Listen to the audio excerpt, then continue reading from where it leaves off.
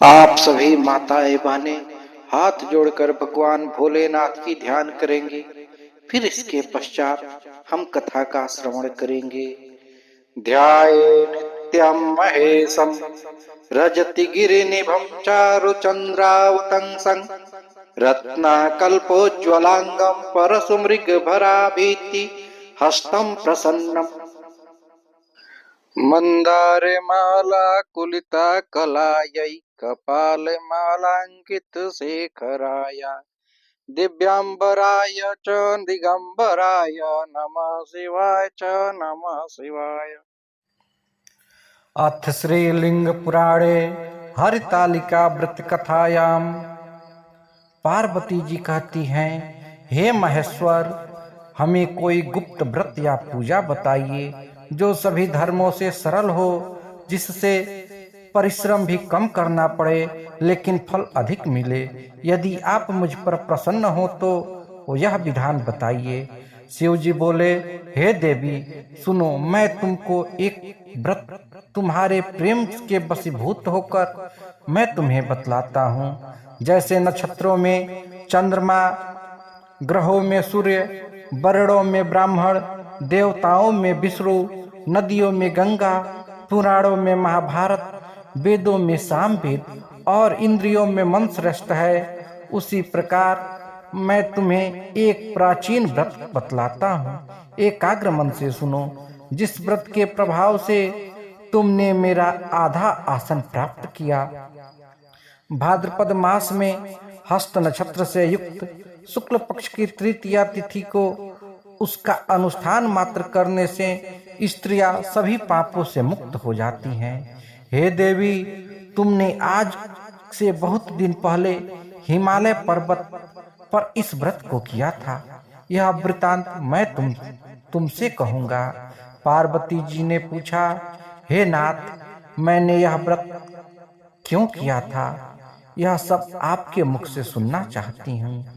शिव जी ने कहा, भारतवर्ष के उत्तर की ओर एक बड़ा रमणीक पर्वतों में श्रेष्ठ हिमवान नामक पर्वत है। हे देवी पार्वती, तुमने बाल्यकाल में उसी पर्वत पर तपस्या की थी। 12 वर्ष तक उल्टी टांग केवल धुआं पी कर रही। 64 वर्ष तक सूखे पत्ते खाकर रही।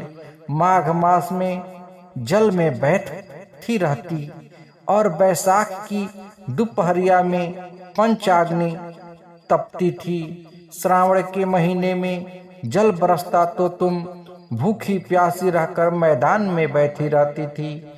तुम्हारे पिता इस तरह के कष्ट सहन को देखकर बड़े दुखी हुए। वह चिंता में पड़ गए कि मैं अपनी कन्या किसको दूं। उसी समय नारद जी वहां आ पहुंचे। नारद जी ने कहा, हे पर्वतराज, सुनो, मैं भगवान विष्णु का भेजा हुआ आपके पास आया हूँ। आपको चाहिए कि यह कन्या रत्न किसी योग्य वर को दे दे।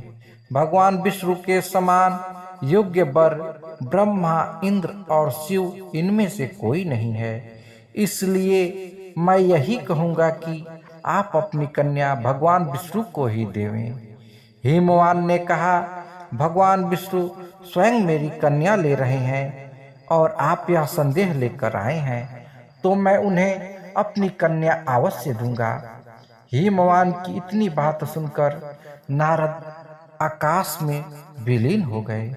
नारद जी भगवान विष्णु के पास पहुंचकर कहा, हे देव, सुनिए, मैंने आपका विवाह पक्का कर दिया। उधर हिमवान ने पार्वती के पास जाकर कहा कि हे देवी, मैंने तुम्हें भगवान विष्णु को दे दिया। तब पिता की बात सुनकर तुम बिना उत्तर दिए ही अपनी सखी के घर चली गई और जोर जोर से विलाप करने लगी। यह देखकर एक सखी ने पास आकर कहा, देवी, तुम इतना दुखी क्यों हो? तुम्हारी जो कुछ इच्छा होगी मैं यथाशक्ति उसको पूरा करने की चेष्टा करूंगी। पार्वती जी बोली, मैं एकमात्र शिव जी को अपना पति बनाना चाहती हूँ। मेरे इस विचार को पिताजी ने ठुकरा दिया है। मैं अपने शरीर को त्याग दूंगी। पार्वती की इस बात को सुनकर सखियों ने कहा, शरीर का त्याग न करो, चलो किसी दूर वन में चले, वहां पिता को पता न लगेगा। मेरी सलाह कर तुम वैसे वन में जा पहुंची। उधर तुम्हारे पिता घर घर तुम्हें खोजने लगे और मन ही मन सोचने लगे कि मैंने नारद जी से प्रतिज्ञा कर चुका हूँ, अपनी पुत्री विष्णु को दूंगा। ऐसा सोचते सोचते मूर्छित हो गए। जब होश आया तो सब पूछने लगे कि क्या हुआ गिरिराज, आपकी मूर्छा का कारण क्या है? हिमवान ने कहा, पता नहीं मेरी बेटी कहाँ है। इसके बाद हिमवान ने तुम्हें वन वन खोजने लगे। तुम भी अपनी सखियों के साथ उस भयानक वन में चली। चलती चलती एक नदी के किनारे जा पहुंची। उसके रमणीय तट पर एक बड़ी सी कंदरा थी। तुमने उसी कंदरा में आश्रम बना लिया और मेरी एक बालुकामयी प्रतिमा बनाकर अपनी सखियों के साथ निराहार रहकर मेरी आराधना करने लगी। भाद्रपद शुक्ल पक्ष की हस्त नक्षत्र युक्त तृतीया के दिन रेती से शिवलिंग का निर्माण कर विधिवत पूजन किया और भोलेनाथ की स्तुति में लीन होकर रात्रि को जागरण किया। उस व्रतराज के प्रभाव से मेरा आसन डगमगा उठा, जिससे मैं तत्काल उस स्थान पर जा पहुंचा और मैंने तुमसे वहां कहा, मैं तुम पर प्रसन्न हूँ, बोलो क्या चाहती हो? तुमने कहा, मेरे देवता, यदि आप मेरे ऊपर प्रसन्न हैं तो मेरे पति बने। मैंने तथा अस्तु कहकर कैलाश पर्वत चला आया। तुमने वह प्रतिमा नदी में प्रवाहित कर दी और सखियों के साथ उस महाव्रत का पारण किया। हिमवान भी तब तक उस वन में तुम्हें खोजते हुए जा पहुंचे। तुम्हें देखते हुए ही उन्होंने तुम्हें छाती से लगा लिया और बिलख बिलख कर रोने लगे। फिर पूछा, पुत्री, इस वन में क्यों आ पहुंची? पार्वती ने उत्तर दिया, हे पिताजी, मैंने पहले ही अपने आप को शिव जी के हाथों सौंप दिया था। आपने मेरी बात टाल दी, इससे मैं यहाँ चली आई। हिमवान ने सांत्वना दिया, हे पुत्री, मैं तुम्हारी इच्छा के विरुद्ध कुछ नहीं करूँगा। तुम्हें अपने साथ घर ले आए और मेरे साथ तुम्हारा विवाह कर दिया। इसी से तुम्हें मेरा अर्धासन पाया। भगवान भोलेनाथ बोले, हे देवी, इसी व्रत के प्रभाव से हरि गई, इस कारण इस व्रत का नाम हरितालिका हुआ। पार्वती जी ने बोला, हे प्रभु, आपने इसका नाम तो कहा, कृपा करके इस विधि को कहिए। इससे कौन सा फल मिलता है, कौन सा पुण्य होता है, किस प्रकार से कौन इस व्रत को करे? ईश्वर बोले, हे देवी सुनो, यह व्रत सौभाग्यवर्धक है। जिसको सौभाग्य की इच्छा हो वह यत्न पूर्वक इस व्रत को करे। सबसे प्रथम वेदी की रचना करे, उसमें 4 केले के खंभा रोपित करे, चारों ओर बंधनवार बांधे, ऊपर रेशमी वस्त्र बांधे, विविध रंगों के और भी वस्त्र लगाए। उस मंडप के नीचे भूमि को अनेक चंदन आदि सुगंधित जल द्वारा लीपे, शंख मृदंग आदि बाजे बजाए। वह मंडप मेरा ही मंदिर है, इसलिए नाना प्रकार के मंगल गीत वहाँ होने चाहिए। शुद्ध रेती का मेरा लिंग श्री पार्वती जी के साथ स्थापित करे और यथासंभव षोडशोपचार पूजन करे और उसके बाद प्रार्थना करे। प्रार्थना करने के बाद जिस कामना के लिए यह व्रत किया गया हो उसके लिए प्रार्थना करे और कहे, हे देवी, इसके बाद प्रार्थना करके फिर बहुत सारा अन्न का दान करे। यथाशक्ति वस्त्र, स्वर्ण, गाय ब्राह्मणों को दान दे। ब्राह्मणों को भूयसी दक्षिणा दे। स्त्रियों को भूषण आदि प्रदान करे।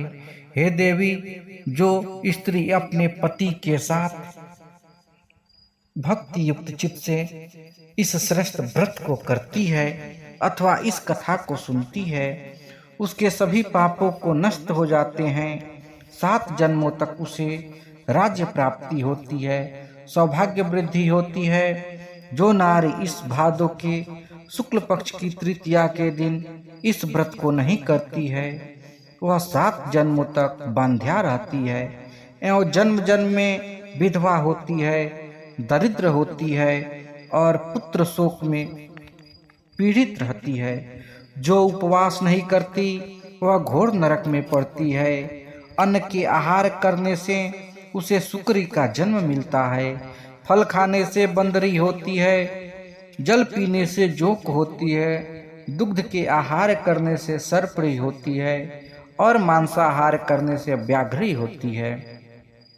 दही खाने से बिल्ली होती है। मिठाई खा लेने पर चिट्टी होती है। सभी वस्तुओं को खाने पर मक्खी हो जाती है। सो जाने पर अजगरी का जन्म पाती है। पति के साथ ठगी करने पर मुर्गी होती है। शिव जी बोले, इस कारण सभी स्त्रियों को यत्न पूर्वक सदा यह व्रत करते रहना चाहिए। सोने चांदी अथवा बांस के अथवा मिट्टी के पात्र में अन्न रखकर फिर फल वस्त्र आदि श्रद्धा पूर्वक ब्राह्मणों को दान देना चाहिए। अनंतर में पारण करना चाहिए। हे देवी, जो स्त्री इस प्रकार व्रत किया करती है वह तुम्हारे समान ही अपने पति के साथ इस पृथ्वी पर अनेक भोगों को प्राप्त करके सदा आनंद विहार करती है और अंत में शिव सानिध्य को प्राप्त करती है। इस कथा के श्रवण करने से हजारों अश्वमेघ एवं 100 वाजपेय यज्ञ की फल प्राप्त होता है। श्री शिव जी बोले, हे देवी, इस प्रकार मैंने आपको इस सर्वश्रेष्ठ व्रत का महात्म सुनाया, जिसके अनुष्ठान मात्र से करोड़ों यज्ञ के पुण्य फल प्राप्त होते हैं। इति भविष्योत्तर पुराणे हरि गौरी संवादे हरितालिका व्रत कथायां समाप्त।